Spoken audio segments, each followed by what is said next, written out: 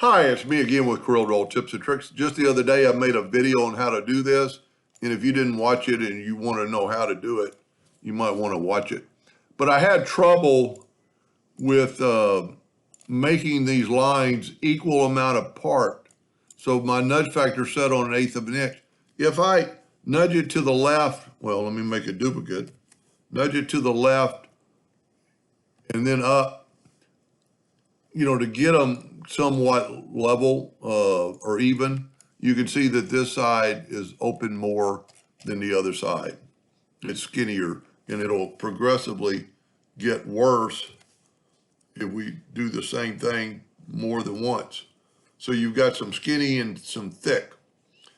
So I started thinking about the best way to do it. And what I'm going to do is I'm just going to back up so it won't have so many lines. And I'm going to make sure I've only got one line, and I don't.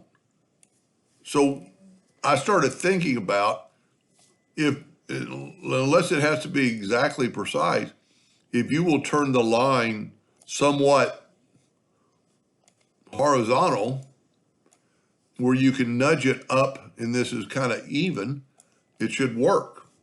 So if we go here and let's nudge it that 1/8 of an inch, I'm going to Control D and go straight up. Control D, Control D. They're identical now. And then all I would do is take my virtual segment delete key and delete those lines. See how the guidelines are actually stopping the virtual segment delete key from cutting. But then what you can do after you've got this done, and you could still work on it in this fashion, but just to grab the whole thing and double click on that X and rotate it.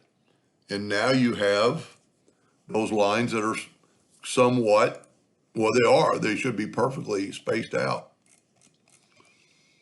Anyway, hope that helped a little bit. Thank you for watching.